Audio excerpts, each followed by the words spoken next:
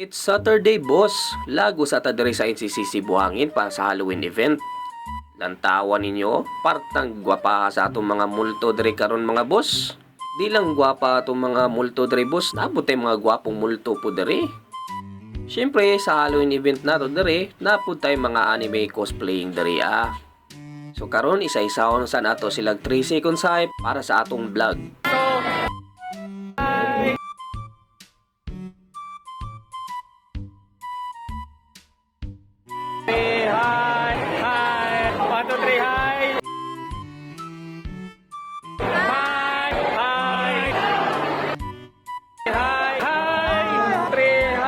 So pagkauman og 3 seconds ay, syempre mamitik punta nila para happy pod ang ilang Halloween. Hinahinayata og kuha og shots nila. Naglibog na ko kinsa pa akong kuhaan. Tayo, proceed. Grabe insan, sobra dami nila. So naapot ba cosplayer diri ano nga gikan sa itong mga previous vlog. So pareho nila Robert Peter Vlogs o cosplayer nga si Prince Grande.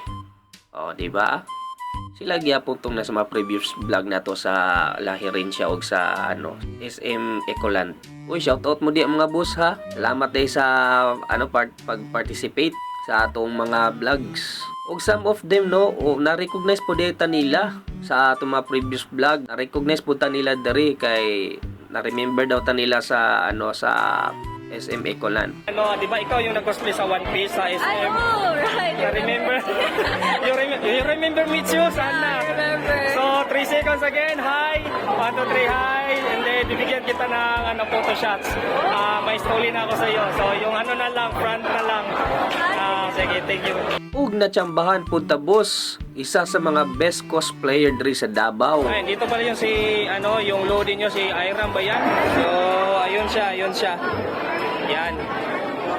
Ay, so, finally, nakita na nakusap si, sa mukha sa alert clock ko si Ma'am Iram, yung siya tong nagyamato. Siyempre, dili pod mawala ang mga cosplaying diri sa itong mga PC games, no? Kay hilig pod biatag mga PC games. Parehani nila Devil May Cry Verhill, Silent Hill, ug Resident Evil na atong pinakaginahan na horror game. O, di ba?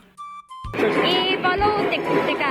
So dagang salamat din sa mga nag-cooperate no. So wala po ko nagdugay diri and hopefully na unta maka-mention sa ko na po upcoming event sa ato mga cosplaying. So dagang salamat and happy Halloween. Thank you, goodbye.